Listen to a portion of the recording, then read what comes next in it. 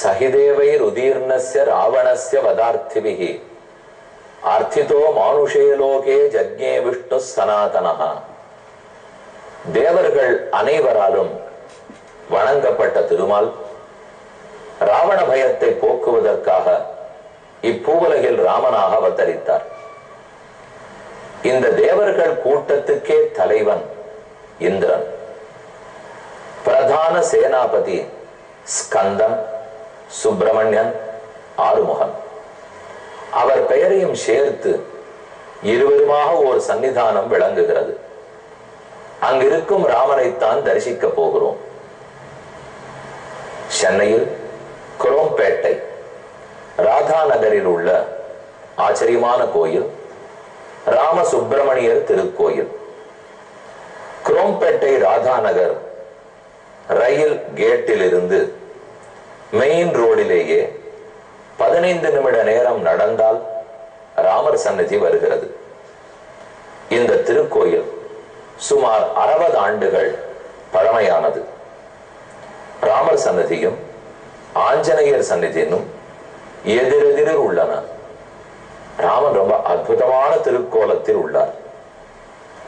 முதலில் துவாரபாலகர்களை சேவித்துக் கொள்கிறோம். அருகிலேயே ஹயக்ரீவ பெருமான் அதே சன்னிதானத்தில் எழுந்தருளி உள்ளார். ராமரை தரிசிப்பதற்கு முன்பாக முதலில் ஹயக்ரீவரை சேவிப்போம்.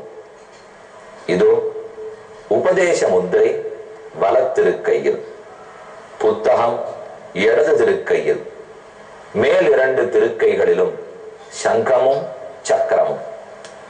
ஞானானந்தமயந்தேவம் நிர்மல ஸ்படிகாகிருதிம் ஆதாரம் சர்வவித்யானாம் ஹயக்ரீவம் உபாஸ்மஹே என்று கொண்டாடப்படுபவர். ஹயக்ரீவரிடத்தில் ஞானத்தை பிரார்த்தித்து பெற்றுக்கொண்டு அடுத்து ஆஞ்சநேயரை தரிசிப்போம். இதோ ஆஞ்சநேய சுவாமி கைகளை கூப்பிக் கொண்டு எழுந்துருளி இருக்கிறார். அஞ்சலி பெருமானையே மயக்கிவிடும். நாம் பிரார்த்தித்ததையெல்லாம் கொடுக்க செய்யும்.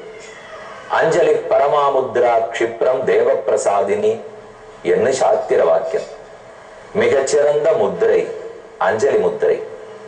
ஒருவேளை பெருமானே நம்மை நிகிரகிக்க வந்தால், தண்டனை கொடுக்க வந்தால், கைகளை கூப்பி விட்டோமானால் தண்டனையெல்லாம் பஞ்சாய் பறந்து போகும். ஆஞ்சநேயர் அப்படி அஞ்சலி ஹஸ்தத்தோட உள்ளார். அடுத்து உற்சவர் ஆஞ்சநேய சுவாமி. இவரை முதலில் வடைமாலையோடே தரிசித்துக் கொண்டோம். ஆஞ்சநேயரே அழகு. அவர் சாத்தி இருக்கும் வடமாலை நமக்கு இன்னும் அழகு. நாக்குக்கு 2 நன்மைகள் செய்கிறார் ஆஞ்சநேயர். ஒன்று, ராமநாமத்தை சொல்ல வைக்கிறார். சொன்னவனுக்கு உடனே பிரசாதம் கொடுக்கிறார். நாக்கால் தான் ராமநாமம், நாவால் தான் வடையை சுவைக்க வேண்டும். ஆக நாக்குக்குண்டான 2யுமே நல்லதுகளையே ஆஞ்சநேயர் செய்ய வைக்கிறார். இந்த திருக்கோயிலில் இனி நாம் ராமரை தரிசிக்க வேண்டும். அது அடுத்த நாள் செய்வோம். தற்போது யுத்தத்தில் உள்ளோம். யுத்த காண்டத்தில் 46வது சர்க்கம். இந்திரஜித்து விடுத்த நாக பாசங்களால் ராமனும் லக்ஷ்மணனும் கட்டப்பட்டனர். முதலில் ராமன் மயக்கமுற்று விழுந்தான். அடுத்து இலக்குவன் மயக்கமடைந்து விழுந்தான். என்ன செய்வதுன்னு தெரியாமல் வானரங்கள் எல்லாம் திகைத்து நின்றான. இனி யார் வந்து என்ன செய்கிறார்கள் பார்ப்போம். இந்திரஜித்து கர்வத்தோட பேசினது, இவர்களை அழித்து விட்டேன்னு சொன்னது, ராவணனிடத்தில் போய் தன்னுடைய வெற்றி புராணத்தை படித்தது, அதெல்லாம் இந்த சர்க்கத்தில் உள்ளது. ததோத்யாம் பிருத்திவீன் செய்வ வீக்ஷமானா வனௌகசா தத்ருஷுகு சந்ததௌ பாணைஹி பிராதரௌ ராமலக்ஷ்மணவ். ராமனும் லக்ஷ்மணனும் அடிபட்டு கீழே விழுந்திருக்க யாரேனும் ஆகாயத்திலிருந்து வந்து காப்பர்களா, பூமியிலிருந்து ரட்சிப்பர்களா என்று குரங்குகள் சுற்றுமுற்றும் பார்த்தனர். நல்ல வேளை அப்போது அனைவரும் ஆங்காங்கு சண்டையில் இருந்தவர்கள் வந்து சேர்ந்தார்கள். ஆஜகாம அததம் தேசம் சசுக்ரீவோ விபீஷணா. சுக்ரீவன், வீடணன், நீலன், த்விவிதன், மைந்தன், சுஷேணன், குமுதன், அங்கதன், தூர்ணம் ஹனுமதா சாத்தம் அன்வசோச்சஞ்ச ராகவோ. அனைவரும் வந்து ராகவர்களை சுத்தி நின்று கொண்டு என்ன செய்யலாம்? யுத்தத்தை இழந்தோமா? அது சரி, சமாளித்துக் கொள்ளலாம். ஆனால் இந்த வீரர்களை இழந்து விட்டோமே, சீதைக்கு என்ன பதில் சொல்ல போகிறோம்? அயோத்தி பட்டணத்துக்கு என்ன பதில் கூறுவோம் என்று திகைத்தனர். ஒரு பாம்பு மேலும் கீழும் மூச்சு விடுமா போலே ராமலட்சுமணர்கள் நீண்ட மூச்சு எரிந்தனர். உயிர் இருக்கிறதுன்னு தெரிகிறது, ஆனால் கிட்டத்தட்ட அச்சா போலே கிடந்தனர். அந்தரிக்ஷம் நிரீக்ஷம் தக திசர்வாச்ச வானராக நச்சைனம் மாயையாச்சன்னம் ததிருஷு ராவணிம் ரணே. அவர்கள் அறிந்து வைத்தது, இவர்களுக்கு மூர்ச்சை தெளிய வேண்டுமானால் இந்த மாயை கட்டு விலக வேண்டும். அப்படி என்றால் மாயாவியான இந்திரஜித்தை முதல்ல பார்க்க வேண்டும். அவனை ஜெயித்தால் தான், அவனை விரட்டினால் இந்த மாயம் விரட்டுப்படும் என்று நினைத்து தேடினார். இவர்களுடைய குரங்கு மனித கண்களுக்கு அவன் படவில்லை, விபீஷணன் கண்களுக்கு பட்டான். தம்து மாயா பிரதிச்சன்னம் மாயைவ விபீஷணா. விபீஷணன் அவனை பார்த்தான். எங்கு ஒளிந்து கொண்டிருக்கிறாய்? ராமன் நேர்மையான யுத்தம் பண்ண போது நீ ஏன் அதர்ம யுத்தம் செய்தாய் என்று கேட்டான். தேஜசா யசசா செய்வ விக்ரமேண சயுதா தூஷணஸ்ய ஹந்தாரோ கரஸ்ய மகாபலோ சாதித்தோ மாமகைர் பாணைஹி பிராதரோ ராமலக்ஷ்மணோ. அங்கு அவன் கண்டப்பட்ட உடனே தன் சிற்றப்பன் தன்னை பார்த்து விட்டான் உணர்ந்து வேகமான ஆவேச பேச்சு பேசினான். யாரொருத்தன் 14,000 அரக்கர்களை ஓர் நாளில் ஒரு முகூர்த்தத்தில் முடித்தான், அதனால் ராவணனையும் முடித்து விடுவான் என்று இருமாப்பு பேசினானோ அவன் என்னால் அழிக்கப்பட்டான்.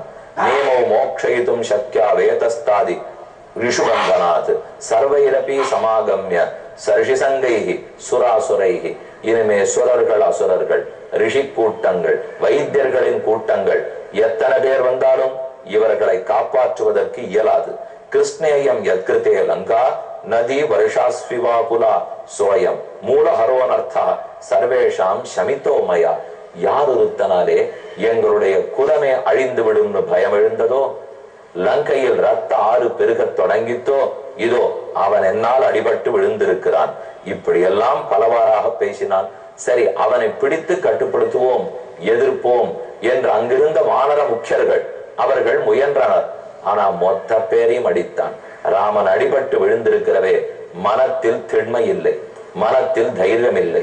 என்ன செய்வோங்கிற பயம் சூழ்ந்தது. ராமனையே பறி கொடுத்தோமா? இந்த பயத்தால் சரிவர போராடவும் முடியவில்லை. நீலம் நவபிராகத்திய மைந்தம் சத் விவிதம் ததா. நீலனை, மைந்தனை, விவிதனை அனைவரையும் சரங்களால் அடித்தான் இந்திரஜித்து. சரபந்தேன கோரேண மயாபத்தோ சமூமுகே சகிதோ பிராதராவேதோ நிஷாமயத ராட்சசாக. தன் ராட்சச கூட்டங்களை கூட்டி அடிபட்டு விழுந்திருக்கும் எதிரியை பாருங்கள். முதல் நாள் இரவே யுத்தம் முடிந்து விட்டது. பல நாட்கள் போரில்லை, முதல் நாளே முடித்து விட்டேன். ஹர்ஷேணது சமாவிட்ட இந்திரஜித் சமிதிஞ்சயா பிரவிவேச புரியும் லங்காம் ஹர்ஷயன் சர்வநைர்தான். எல்லா திக்குகளில் இருக்கும் அரக்கர்களுக்கு ஆனந்தத்தை ஊட்டி கொண்டு தன்னுடைய லங்கைக்குள் மறுபடியும் புகுந்தான். இனி சுக்ரீவன் பேசினான். பயந்தே போனான். நாம் என்ன செய்வோம்? திரும்ப போவோமா? இங்கு இருப்போமா? தெரியவில்லை. அப்ப விபீஷணன் சுக்ரீவனை தேற்றுகிறான். ஏற்கனவே பலமுறை பலரையும் தேற்றி பார்த்திருக்கிறோம். விபீஷணன் ரொம்ப அழகா பேசுகிறான், நியாயமாக பேசுகிறான். ஏவம் பிராயாணி யுத்தானி விஜயோ நாஸ்தி நைஷ்டிகா. சண்டை ஏற்படும் போது வெற்றி தோல்விகள் மாறி மாறித்தான் வரும். சண்டை களத்திலே இப்படி பயந்து போக முடியாது, வெற்றி முகமாகவே இருக்கவும் முடியாது. யோசித்துப்பார். சபாக்கிய சேஷதாஸ்மாகம் எதி வீர பவிஷ்யதி. கண்டிப்பா நம்ம பாக்கியம் வீணாக போகவில்லை. இவனை பார்த்தால் இறந்ததாக தெரியவில்லை, எழுந்திருப்பான். சத்திய தர்மாதிரக்தானாம் நாஸ்தி மிருத்யு கிருத்தம் பயம். மேலும் இறந்து விட்டானேன்னு க்ஷத்ரியன் பயப்பட முடியுமா? தர்மத்தின் பக்கம் இருப்பவர்கள் யாரும் பயப்பட மாட்டார்கள். அதுவும் மரணத்தை கண்டு பயப்படக்கூடாது. ஏவமுக்த்வா ததஸ்தஸ்ய ஜலக்லில்லேன கிளின்னேன பாணினா சுக்ரீவஸ்ய சுபே நேத்ரே பிரமமார்ஜ விபீஷணா. இப்படி கோரி தன் கைகளை தண்ணீரில் நனைத்து சுக்ரீவனுடைய கண்களை துடைத்து விட்டு மீண்டும் அறிவுரை கூறினான். நகாலஹ கபிராஜேந்திர வைக்லம்ய அவிலம்பித்தும். இப்படி என்ன செய்வதுன்னு தெரியாமல் திகைத்து போய் வெகு நேரம் நிற்க கூடாது. மீதம் இருக்க நம்முடைய சேனையை இந்திரஜித் அழித்து விடுவான். ஆகவே இரண்டாக பிரிவோம். ராமனை காப்பாற்றுவதற்கு சிலர் வேலை செய்வோம், நாட்டை, அதாவது குரங்கு கூட்டத்தை, இந்த சைன்யத்தை காப்பாற்றி வருபவர்களை எதிர்த்து யுத்தத்தை மேலே நடத்தி கொண்டிருக்க ஒரு சிலர் முனைய வேண்டும். எல்லாரும் ஓரிடத்தில் போனால் கடைசியில சண்டை களத்திலே தோற்று போவோம். அதவா ரக்ஷதாம் ராமஹ யாவத் சஞ்ஞா விபர்யா, எந்த அரக்கனாலும் ராமனுக்கு ஆபத்து வாராதபடி அவனை சுற்றி சூழ்ந்து நின்று கொண்டு காப்பாற்ற வேண்டும். இதுதான் மிகவும் முக்கியம். இதை செய்யுங்கள். இந்திரஜித்து மகாமாயா சர்வசைன்ய சமாவிருதா விவேஷ நகரியும் லங்காம் பிதரம் சாப்யுபாகமது. இதே சமயம் இந்திரஜித்து தன் நகரத்துக்குள் புகுந்தான். ஜெய பேரிக்கைகள் முழங்கின. தந்தையாரிடத்தை போய் வெற்றி செய்தி சொன்னான். அவர் அவனை கட்டி தழுவி உச்சி முகர்ந்து பார்த்து மிகவும் இன்பப்பட்டான். அடுத்த சர்க்கத்தை அடைகிறோம். 47வது சர்க்கம். சீதை அவளை அழைத்து வந்து புஷ்பக விமானத்தில் அமர்த்தி இதோ மூர்ச்சித்து கிடக்கும் ராமலக்ஷ்மணர்களை மரித்தார்கள் என்று காட்டுகிறான். தஸ்மின் பிரவிட்டே லங்காயாம் கிருதார்த்தே ராவணாத்மஜே ராகவம் பரிவார்யாத ரரக்ஷுர் வானரஷபாக. வானர கூட்டம் முழுக்க ராமனை சூழ்ந்தன. முக்கியமான பலரும் அங்கு நின்று காற்று கூட உள்ள புகாதபடிக்கு, யாரும் அரக்கர்கள் மாறுவேடத்தில் வந்து எதுவும் செய்து முடியாதபடிக்கு காத்தனர். ஆனால் அவர்களிடத்தில் எந்த சலனமும் இல்லை. ஹதா இந்திரஜிதாக்கியாத வைதேஹ்யா ராமலக்ஷ்மணவ் சோஸ்யா பர்த்தா சஹப்ராத்ரா நிகதோ ரணமூர்தனி. ராவணன் தன்னுடைய அடியாட்களை கூப்பிட்டு அரக்கிகளை எல்லாம் கூட்டு வாருங்கள், அதுவும் முக்கியமாய் திருஜட்டை முதலான அசோகவனத்தை காத்து வரும் அரக்கிகளை அழையுங்கள். அவர்கள் சீதையை புஷ்பக விமானத்திலே அமர்த்தி ஆகாச மார்க்கத்தில் போய் யுத்த பூமியில் அவர்கள் கிடப்பதை பார்க்கட்டும். இனியாவது சீதை தேடி என்னோட வந்து சேரட்டும். அத்திய காலவசம் பிராப்தம் ரணே ராமம் சலக்ஷ்மணம் ராட்சஸ்யஸ்தாதத்ததேத்யுக்த்வா ஜக்முர்வை அத்ர புஷ்பகம். ராட்சசிகள் உடனே மகிழ்ச்சியோட புஷ்பகத்தை அடைந்தனர். சீதையை தூக்கி அமர்த்தினர். பிராகோஷயத் ரிஷ்டச்ச லங்காயாம் ராட்சசேஸ்வரா. சீதை அப்படியே ஆகாசத்துல கூட்டின்னு வரச்சேவே ராவணன் ஊர் முழுக்க முரசுபட்ட செய்தான், தண்டோரா போட செய்தான். ஜெயித்தான் இந்திரஜித்து, தோற்றான், இறந்தான் ராமனும் இலக்குவனும். இந்த சத்தத்தை கேட்டுட்டே திகைத்து நாடிகள் ஒடுங்கியே போனாள் சீதை. கண்டாள். பிரகிருஷ்டா மனசாபி மனசாபி ததரச ததரச பிசிதாசனான் வானராஞ்ச அதிதுக்கார்த்தான் ராமலக்ஷ்மண பார்ஸ்வதா. துக்கத்தோடு இருக்கிற வானரர்கள், எங்கும் ஆயுதங்கள் இறைந்து கிடக்க, கூக்குரல் வானத்திலே ஒலிக்க, கீழும் மேலுமாக எங்கும் பதட்டம், எங்கும் கலவரம். அதற்கு நடுவில் ராமலக்ஷ்மணர்கள் மயக்கமுற்று கிடந்தனர். ஆனால் மூச்சு பேச்சில்லாதபடியாலே இறந்தது போல் இருந்தனர். ததசீதா ததர்ஷோபௌ சயானோ சரதல்பகௌ. சரதல்பத்தில் கிடந்து ரத்த ஆற்றில் இருக்கும் ராமலக்ஷ்மணர்களை கண்டாள். சரதல்பகதௌ வீரோ ததாபூதௌ நரர்ஷபௌ துக்கார்த்தா கருணம் சீதா சுப்ருஷம் விலலாபக. மிகவும் துக்கப்பட்டவள். இவனை கண்டவுடன் தன் உயிரையே இழந்தார் போலே. பிராணநாதன் இல்லை. ஏற்கனவே இப்படித்தான் பொய்யான தலையை கொண்டு வந்து காட்டி பயப்படுத்தினான். அதிலிருந்து சரமா நம்மை காப்பாற்றி விட்டாள்.